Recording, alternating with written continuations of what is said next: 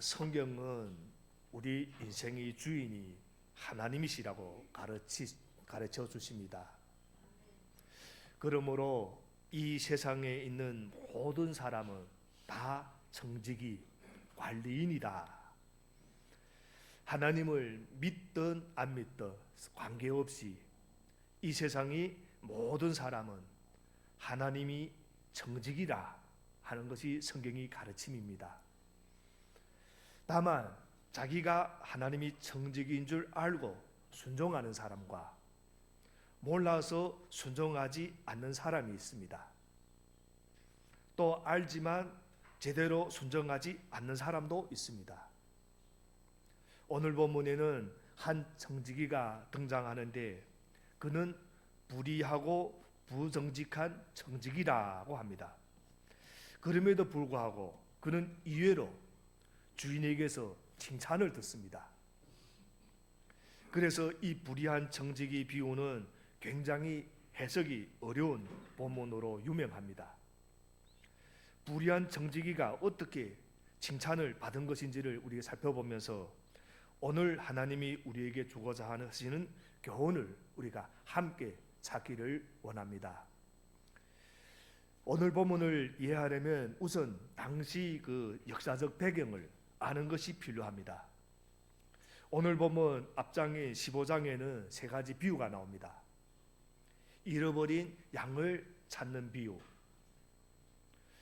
잃어버린 드라카마를 찾은 여인의 비유, 잃어버린 아들을 되찾은 아버지의 비유, 소위 탕자 비유가 나옵니다. 그래서 이 비유들을 말씀하신 대상은 1차적으로 바리새인들과 서기관들이었습니다. 예수님이 세리와 죄인들에게 말씀을 전하시며 그들과 함께 식사하고 어울리는 것을 본 바리새인과 서기관들이 수군거리면서 예수님이 죄인을 영접하고 음식을 같이 먹는다 하면서 비난했습니다. 15장이 세 개의 비유들을 통해 예수님은 그들이 다른 사람에 대해 가지고 있는 잘못된 태도를 바꾸라 하고 도전하십니다. 그리고 그 다음에 오는 16장에서 오늘 본문이 포함된 16장에서 예수님은 제자들과 모든 사람이 재물에 대해 가지고 있는 그 잘못된 태도를 바꾸라고 도전하시는데 그 첫 번째가 바로 오늘 본문에 나오는 불의한 정직의 비유입니다. 오늘 본문 1절부터 8절 말씀은 예수님께서 하신 이야기, 즉 비유입니다. 또한 9절부터 13절까지는 이 이야기를 토대로 예수님께서 제자들에게 준 메시지입니다. 그래서 1절부터 8절까지 이야기와 9절부터 13절까지 예수님의 메시지가 서로 연결이 되어 있다. 그래서 오늘 이야기는 이렇게 시작되는데 우리 1절을 우리 함께 읽도록 하겠습니다. 1절 말씀 함께 읽겠습니다. 예수께서 제자들에게도 말씀하셨다. 어떤 부자가 있었는데 그는 청지기 하나를 두었다. 그는 이 청지기가 자기 재산을 낭비한다고 하는 소문을 듣고서 예수님은 어떤 부자에게 청지기가 있다고 하시며 말씀을 시작하십니다. 여기서 어떤 부자는 당시 예수님이 주로 활동하시던 갈릴리 지방에 흔히 있던 큰 땅을 소유한 땅 주인을 말하는데 자기는 멀리 다른 데 살면서 큰 땅을 관리할 수 있도록 현지에 청지기를 두고 있는 부자라고 볼 수 있습니다. 당시 고대 사회에서 청지기는 주인이 소유에 관한 정권을 주인에게 위임받아 관리했습니다. 그러한 청지기가 자신의 소유를 허비한다 하는 말을 들은 주인은 어떻게 대처했는가? 2절을 우리 함께 읽겠습니다. 2절 말씀. 그를 불러놓고 말하였다. 자네를 두고 말하는 것이 들리는데 어찌된 일인가? 자네가 맡아보던 청지기 일을 정리하게. 이제부터 자네는 그 일을 볼 수 없네. 어느 날 청지기에 대한 소문이 주인에게 들렸습니다. 소문의 내용은 청지기가 주인이 재산을 낭비한다. 그래서 주인이 그 청지기를 불렀습니다. 그리고 하는 말이 오늘 기록되어 있는데 이렇게 말합니다. 자네가 맡아보던 청지기를 정리하게. 이제부터 자네는 그 일을 볼 수 없네. 청지기를 정리하게. 무슨 뜻입니까?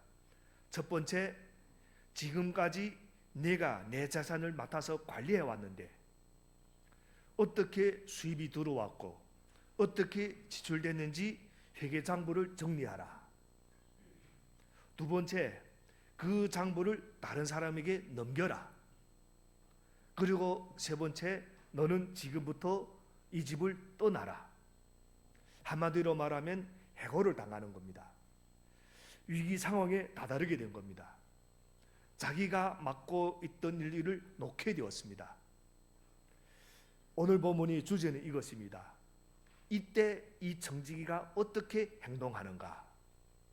삶을 정리하고 재산을 정리하고 자기 일자리를 정리해야만 되는 그 심각한 상황 가운데 이 청지기는 어떻게 행동하는가? 여기에 오늘 말씀이 초점이 있습니다.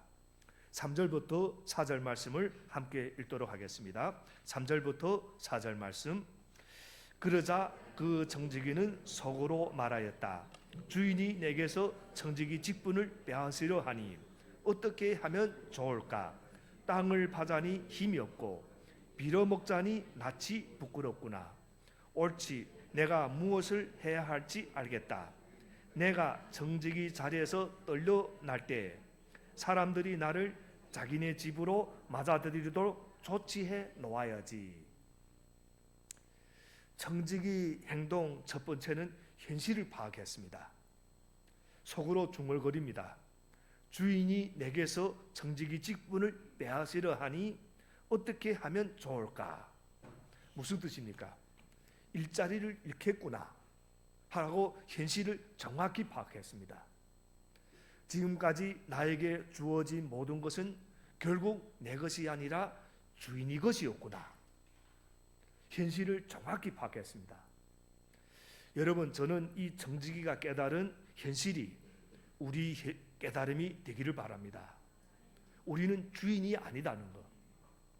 시간도 재산도 재능도 건강도 내 것이 아니라 다 하나님이 것이라는 것. 그리고 또 이 청지기가 두 번째 행동을 하는데 자신이 인생에 대해서 깊이 생각했다는 겁니다. 이렇게 생각합니다. 어떻게 하면 좋을까? 땅을 파자니 힘이 없고 빌어먹자니 낯이 부끄럽구나. 이 청지기는 자기를 잘 알았습니다. 빌어먹자니 낯이 부끄럽구나. 자존심이 강한 사람입니다. 땅을 파자니 힘이 없고 이렇게 생각하면서 내가 무엇을 할 수 있을까? 신중하게 진지하게 생각했다는 겁니다. 그래도 다행인 것은 최악의 상황 속에서 이 사람이 자포자기 하지 않았다는 겁니다. 남아있는 시간 동안 도대체 내가 무엇을 할 수 있을까 하고 자신이 인생에 대해 진지하게 생각했다는 겁니다. 현재 이 세상에는 많은 사람이 살고 있지만 그중 상당 부분 사람들이 내 인생의 목적은 이것이다 라고 할 만한 것이 없는 상태로 살고 있다는 겁니다. 또한 인생의 목적이 분명한 사람 중에도 그것이 올바르지 않은 경우가 많습니다. 나는 이것을 위해 내 인생을 산다 라고 하지만 그것이 틀릴 수 있다는 겁니다. 그러니까 제대로 된 인생의 목적을 가지고 사는 사람은 정말 적다는 겁니다. 그럼 질문입니다. 왜 사람들은 제대로 된 목적이 없이 살고 있는가? 왜 사람들이 목적을 가지기는 가졌는데 왜 잘못된 목적으로 살고 있는가? 성경은 그에 대한 답을 알려줍니다. 그것은 사람들이 내 인생은 내 것이다. 내 인생의 주인은 나다. 라고 생각하며 살기 때문이다. 그래서 목적이 없거나 목적이 있어도 잘못된 목적으로 살아간다는 것입니다. 성경은 자기 인생의 주인이 내가 아니라 하나님이시라고 분명히 가르쳐 줍니다.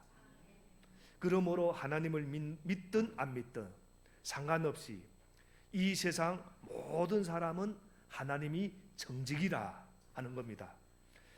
우리는 아무리 내 인생은 내 것이다 라고 해도 자기 인생은 자기 것이 아니라는 것. 자기 몸도 자기 마음대로 못하는데 어떻게 자기가 자기 인생의 주인이겠습니까? 그리고 완벽하지 않은 내가 어떻게 나를 제대로 인도하겠습니까? 우리는 다 청지기입니다. 그것을 인정하든 아니하든 하나님은 성경을 통해 우리가 하나님이 청지기라고 알려주십니다. 청지기인데 과연 어떤 청지기가 될 것인가? 우리는 당연히 착하고 신실한 청지기가 되어 주인이신 하나님으로부터 칭찬을 받아야 할 줄로 믿습니다. 그러기 위해서는 우리가 하나님 말씀을 잘 배우고 또 배운 말씀을 열심히 실천해야 합니다. 우리가 큐티하고 기도하는 것은 참 귀한 일이지만 거기서 멈추면 안 되고 성경을 공부하고 묵상하고 통독하고 또 열심히 기도한 다음 그것을 삶 속에서 실천해야 우리 신앙이 성장한다. 그리고 청지기 세 번째 그 행동의 세 번째 특징은 자신이 행동 방향을 결정했다는 겁니다. 행동 방향의 핵심은 미래를 준비했다는 겁니다. 옳지 내가 무엇을 해야 할지 알겠다 하고 기록되어 있습니다. 내가 청지기 자리를 떠날 때 사람들이 자기 집으로 나를 맞이하도록 해야겠다. 5절 7절을 보면 그의 행동이 기록되어 있는데 5절 7절을 우리 함께 읽어보겠습니다. 5절부터 7절 말씀입니다. 그래서 그는 자기 주인에게 빚진 사람들을 하나씩 불러다가 첫째 사람에게 당신이 내 주인에게 진 빚이 얼마요? 하고 물었다. 그 사람이 기름 100마리요 하고 대답하니 청지기는 그에게 자 이것이 당신이 빚 문서요. 어서 앉아서 10마리라고 적으시오 하고 말하였다. 그리고 다른 사람에게 묻기를 당신이 빚은 얼마요? 하였다. 그 사람이 밀 100섬이요 하고 대답하니 청지기가 그에게 말하기를 자 이것이 당신이 빚 문서요. 받아서 80섬이라고 적으시오 하였다. 사실 이 말씀을 우리가 이해하기가 굉장히 어렵습니다. 재물을 사용해서 내 미래를 책임질 친구를 만들자라고 생각한 이 청지기, 이것을 우리가 어떻게 이해해야 되는가? 이 청지기는 사람들을 불렀습니다. 주인에게 빚진 사람을 불러서 묻는 겁니다. 첫째 사람에게 당신이 내 주인에게 진 빚이 얼마요? 라고 묻습니다. 그래서 기름 100마리요. 그러자 자 이것이 당신이 빚 문서요. 어서 앉아서 10마리라고 적으시오 라고 합니다. 두 번째 사람에게 당신이 빚은 얼마요? 그가 밀 100섬이요 하고 대답합니다. 그러자 자 이것이 당신이 빚 문서요. 받아서 80섬이라고 적으시오 라고 합니다. 청지기는 주인에게 빚진 자를 불러서 기름 100마를 빚진 자에게는 기름 50말로 계약서를 고쳐 쓰라고 하고 밀 100섬을 빚진 자에게는 밀 80섬으로 고쳐 쓰라고 합니다. 여기서 기름 100말은 당시 노동자의 품삯으로 계산하면 1000데나리온으로 3년을 일해야 벌 수 있는 액수입니다. 밀 100석은 더 많습니다. 노동자의 8년 품삯에 해당되는 2500데나리온입니다. 그러니까 기름 100말과 밀 100석은 엄청난 빚이라는 것을 알 수가 있습니다. 그런데 주인에게 이렇게 큰 액수의 빚을 진 사람들 불러서 청지기가 자기 마음대로 빚을 깎아주는 것이 우리는 이해가 안 갈 수가 있는데 이것은 우리가 당시 상황으로 돌아가서 이렇게 무엇인가를 우리가 잘 살펴봐야 이 말씀을 제대로 이해할 수가 있습니다. 예수님 당시 그 기름을 빌릴 경우에는 그 100% 이자를 물게 되어 있었습니다. 그래서 밀의 경우에는 왜 기름처럼 반을 뚝 잘라서 날라주지 않는다고 할지 모르지만 밀은 전부 25%의 이자를 물게 되어 있습니다. 그런데 이스라엘의 율법에는 동족, 즉 같은 이스라엘 사람에게 이자를 받지 못한다 하는 말씀이 있습니다. 신명기 23장 29절을 보면 당신들은 동족에게 구워 주었거든 이자는 받지 마십시오. 돈이든지 곡식이든지 이자가 나올 수 있는 어떤 것이라도 이자를 받아서는 안 됩니다. 또 고리대금은 도둑질이라는 율법의 규정 때문에 당시 부자들은 청지기에게 정권을 위임해 놓았다가 나중에 고리대금으로 문제가 생기면 자기가 아닌 청지기가 책임을 지고 재판을 받도록 했습니다. 그러니까 고리대금을 받고는 싶은데 나중에 이가 문제가 생기면 자기가 재판을 받고 재판을 받으니까 그러니까 청지기한테 모든 것을 남겨놓고 책임을 지우고 청지기가 재판을 받도록 했다는 겁니다. 그래서 돈이 많은 땅의 주인들이 청지기를 대신 세워놓은 겁니다.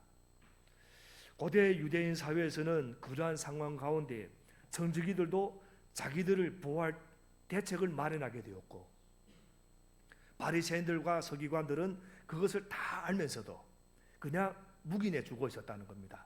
율법에 반하는 것이지만 바리새인들과 서기관들이 어떤 사람들입니까? 서기관들은 율법 전문가이고 대부분 그들이 종파는 바리새파였습니다.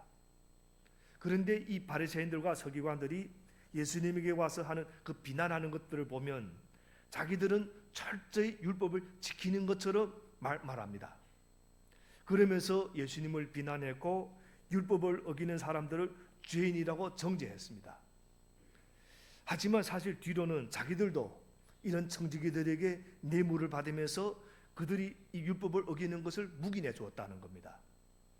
사실 복음서에서 예수님이 그들을 지적하신 것은 그 율법 자체가 아니라 즉 왜 너희들은 율법을 자꾸 강조하는가 라고 하신 게 아닙니다.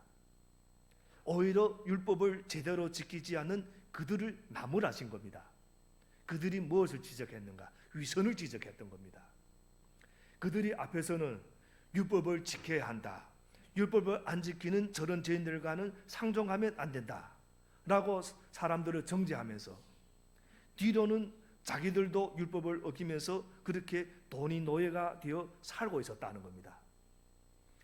어쨌든 고대 이스라엘 사회에서는 그러한 상황 가운데 청지기들도 자기를 보호할 대책을 마련하게 되었고 그러한 행동을 바리새인들과 서기관들은 묵인해 주고 있었다는 겁니다.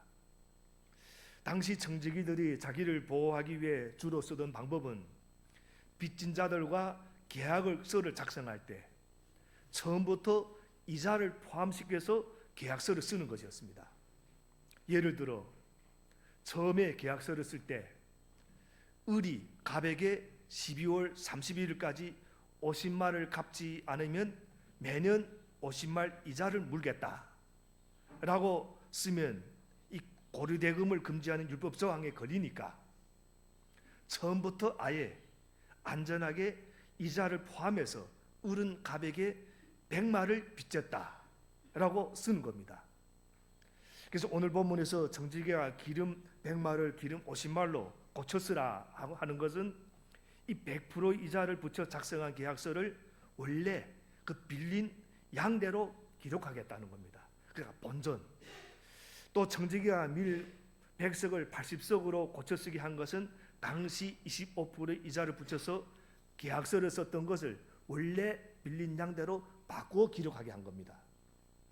그래서 원래 80석을 빌렸으면 연이자 20%는 밀 20석인데 그것을 포함해서 계약서에는 100석이라고 썼던 것을 원래 빌렸던 80석으로 고쳐 쓰게 했다는 겁니다. 이런 의미에서 이 청지기는 우리가 생각하는 것처럼 그렇게 사악한 청지기는 아니라는 것을 알 수가 있습니다. 어떤 의미에서는 회개했다고도 볼 수 있습니다. 청지기가 이렇게 행동한 것을 본 주인이 이제 어떤 반응을 보였는가? 8절 말씀입니다. 8절 말씀 함께 읽겠습니다. 주인은 그 불의한 청지기를 칭찬하였다. 그가 슬기롭게 대처하였기 때문이다. 이 세상의 자녀들이 자기네끼리 거래하는 데는 빛이 자녀들보다 더 슬기롭다. 주인은 이 불의한 청지기가 슬기롭게 대처했다고 하며 그를 칭찬합니다. 청지기 지혜는 그가 해고당하기 직전이 결정적인 마지막 순간을 잘 살려서 자신의 미래를 위해서 결단을 내렸다는 데 있습니다. 그가 최후의 순간에 단호한 결단을 내린 것이 그의 지혜였다. 여기에 오늘 말씀이 초점이 있습니다. 우리가 볼 때 이 사람은 분명히 주인의 재산에 손해를 입혔습니다. 그런데도 주인은 그를 칭찬했다. 물론 예수님께서도 주인과 마찬가지로 이 청지기가 이를 지혜롭게 처리했다고 칭찬했습니다. 평소 예수님이 가르침과 한번 비교해 한번 생각해 보겠습니다. 내가 손해를 보더라도 다른 사람에게 손해를 입히지 말라는 것이 평소 예수님이 가르침입니다. 그런데 오늘 말씀에 나오는 사람은 어떻게 보면 자기 유익과 자기 욕심을 위해서 주인에게 손해를 입혔다는 겁니다. 자기를 희생하는 것과는 너무나도 거리가 먼 사람일 것처럼 보이기도 합니다. 그러니까 평소 같으면 아주 큰 책망을 받아야 할 마땅할 사람인 것처럼 보입니다. 그런데도 예수님께서는 이 사람이 이를 지혜롭게 처리했다고 칭찬하셨습니다. 도대체 그 이유가 무엇인가? 주인이 왜 그 청지기 행동을 칭찬했을까? 여러분, 오늘 이 비유는 도덕적, 윤리적으로 접근하지 않고 주인이 왜 그 청지기를 칭찬했는가 하는 것을 보시면서 말씀을 접근해야 진정으로 이 말씀을 우리가 이해할 수가 있습니다. 그런데 오늘 보니까 그 청지기 행동이 슬기로웠는데, 그럼 질문입니다. 이 청지기가 잘한 점이 무엇인가? 왜 주인은 청지기를 칭찬했을까? 이 비밀을 알면 우리 인생을 우리가 아름답게 살 수가 있습니다. 청지기가 잘한 첫 번째는 인생을 포기하려고 하지 않고 새롭게 도전했다는 데 있습니다. 어차피 잘리는 거, 어차피 해고될 거, 어차피 가망이 없는 것이라고 생각하면서 실망을 하고 포기하지 않았다는 겁니다. 희망을 포기하지 않았고 최선을 포기하지 않았습니다.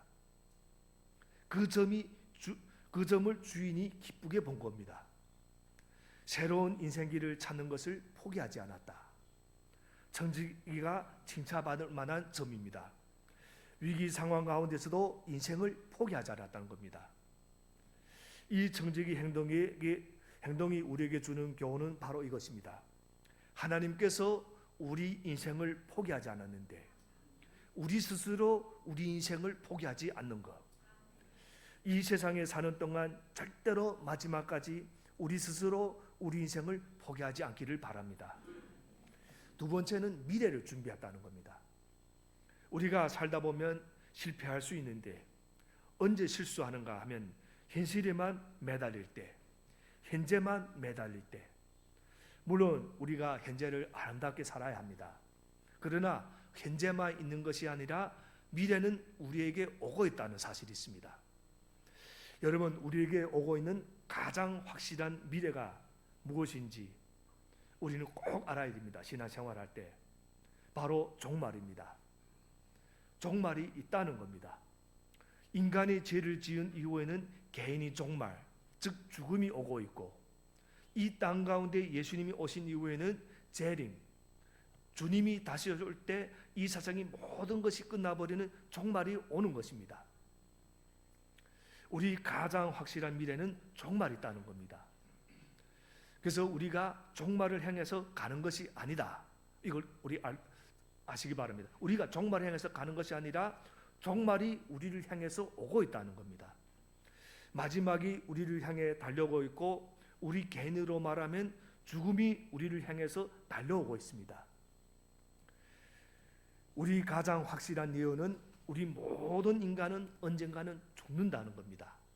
이 예언은 틀림이 없습니다. 그것이 종말이라면 우리들은 어느 자리를 떠날 때가 있고 어느 위치를 떠날 때가 있고 어떤 일을 마무리할 때가 있다는 겁니다. 영원히 그것이 내 것이 아니기 때문에 하나님이 옮기시면 옮기는 것이고 있으라고 하면 있는 것입니다. 그런데 오늘 본문에 나오는 이 청지기는 현실에 매달리지도 않고 미래를 포기하지 않고 최선을 다해 미래를 바라보며 현재를 살았다는데 그게 잘한 점이라는 겁니다. 다가올 미래를 준비하면서 내가 해야 할 일이 무엇인가를 잘 깨달았다는 겁니다. 여러분, 우리 미래는 천국입니다. 우리가 예수님을 믿었습니다. 천국에 가게 되어 있습니다. 우리는 또 그 미래를 준비해야 된다. 미래를 준비하는 것, 이 점이 주인이 볼 때 청지기가 잘한 것이라. 이제 예수님께서 이야기를 끝내면서 우리에게 메시지를 주시는데 그 메시지가 이제 9절부터 13절에 나와 있습니다. 우리 9절 말씀을 함께 읽도록 하겠습니다. 9절 말씀. 그러므로 내가 너에게 말한다. 불의한 재물로 친구를 사귀어라. 그래서 그 재물이 없어질 때 그들이 너희를 영원한 처소로 맞아들이게 하여라. 이 말씀도 우리가 얼핏 보기에는 이해하기가 힘든 말씀입니다. 그런데 사실 핵심 메시지가 있습니다. 불의한 재물로 친구를 사귀라. 그래서 그 재물이 없어질 때 그들이 너희를 영원한 처소로 맞아들이게 하여라. 무슨 뜻인가? 여러분, 여기서 불의한 재물이라는 것은 이롭지 못한 재물, 사실은 정확하게 번역하면 세상 재물, 내게 있다가 없어질 유한한 재물, 있다가도 없고 없다가도 있는 것, 순간처럼 없어질 그런 세상 재물을 가지고 친구를 사귀어라, 이런 말입니다. 여기서 영원한 처소는 천국입니다. 당신이 천국 갈 때 당신을 환영할 친구를 만들어라. 당신에게 주어진 시간과 물질과 재능과 돈을 다 사용해서 당신이 언젠가 천국 갈 때 그 천국에서 당신을 환영할 친구를 만들라고 예수님께서 말씀하는 겁니다. 이 친구가 누구신가? 첫 번째는 예수 그리스도입니다. 여러분, 예수님을 위해서 모든 재물과 시간과 재능을 다 사용할 수 있게 되기를 예수님 이름으로 축원합니다. 두 번째가 어떤 사람인가? 나를 통해서 구원받은 사람. 내가 천국 갔을 때, 영원한 처소에 있을 때 누가 나를 반겨줄까? 나 때문에 예수님을 믿은 사람들, 그것이 오늘 본문에서 말하는 또 친구입니다. 영원한 처소에 우리가 이를 때 우리를 환영할 친구, 시간을 사용해서, 물질을 사용해서, 모든 것을 사용해서 그를 구원했는데 그런 친구들이 천국에서 우리를 환영한다는 겁니다. 나를 환영하고 꼭 끌어안고 고마워, 당신이 전해준 예수를 믿고 내가 이곳에 왔다, 그렇게 말해줄 친구를 만들라고 예수님께서 말씀하시는 겁니다. 세 번째 친구가 누구인가? 우리에게 사랑의 도움을 받았던 사람들, 배고플 때 먹을 것을 받았고, 추울 때 입을 옷을 받았고, 홀로 눈물을 흘릴 때 우리가 다가가서 어깨를 두드리며 힘내라고 했을 때 그 우리 말 한마디 때문에 힘을 얻은 그 사람이 천국에 있다가 우리를 맞이한다는 겁니다. 돈을 그렇게 쓴다 하는 말씀입니다. 시간을 그렇게 쓴다, 우리 재능은 그렇게 써야 된다 하는 말씀입니다. 오늘 주님께서 말씀하십니다. 내게 있다가 없어질 유한한 재물, 이 세상에 있는 재물로 너희를 위해서 친구를 사귀어라. 그래서 그 재물이 없어질 때 그들이 너희를 영원한 처소에서 환영하게 하라. 정직이가 잘한 점은 그것이고 주님이 원하시는 것도 바로 그것이었다 하는 겁니다. 계속 말씀하시는데 또 이렇게 말씀하십니다. 10절부터 12절 말씀 함께 읽겠습니다. 10절부터 12절 말씀. 지극히 작은 일에 충실한 사람은 큰 일에도 충실하고 지극히 작은 일에 불의한 사람은 큰 일에도 불의하다. 너희가 불의한 재물에 충실하지 못하였으면 누가 너희에게 참된 것을 맡기겠느냐? 또 너희가 남의 것에 충실하지 못하였으면 누가 너희에게 너희 몫인들 내주겠느냐? 작은 일에 충성한 사람은 많은 일을 맡게 될 것이다. 여러분, 당신에게 우리에게 맡겨진 세상 재물, 작은 일에 충성하면 더 많은 걸로 맡겨주신다고 말씀합니다. 그래서 오늘 본문을 보니까 세상 재물을 잘 사용하면 참된 재물을 맡겨주겠다고 합니다. 참된 재물은 하늘의 재물입니다. 하늘의 재물은 무엇인가? 영혼입니다. 사람을 당신에게 맡겨주겠다. 베들로에게 주님께서는 내 어린 양을 먹이라고 말씀하신 것처럼 우리에게 영혼을 맡겨주겠다. 기억하시기 바랍니다. 재물은 목적이 아니라 수단이라는 것. 재물은 섬김이 대상이 아니라 사용이 대상이라는 것. 가치를 잘 알아야 됩니다. 그래서 주님께서 마지막으로 이렇게 말씀합니다. 마지막 말씀 13절을 함께 읽겠습니다. 13절. 한 종이 두 주인을 섬기지 못한다. 그가 한쪽을 미워하고 다른 쪽을 사랑하거나 한쪽을 떠받들고 다른 쪽을 없이 여길 것이다. 너희는 하나님과 재물을 함께 섬길 수 없다. 무슨 뜻입니까? 하나님과 재물은 가치가 다르다. 하나님이 최고의 가치이고 그 모든 다른 것은 그 밑에 있는 가치이기 때문에 하나님이 목적이고 다른 모든 것은 수단이다. 그러므로 하나님이 영광을 위해서 영혼을 구하기 위해서 당신이 가지고 있는 소유, 돈, 시간, 재능, 인생, 건강 다 사용해서 하나님의 뜻이 이루어져야 된다. 이런 말씀입니다. 여기서 종이 두 주인을 섬길 수 없다. 이 말씀은 지금 이 시대에서는 이해하기가 힘들 수 있습니다. 그러나 고대 사회에서 누군가의 종이 된다 하는 것은 전심으로 주인에게만 충성한다는 걸 의미합니다. 한 종이 두 주인을 섬긴다는 것은 그 당시 불가능한 일이었습니다.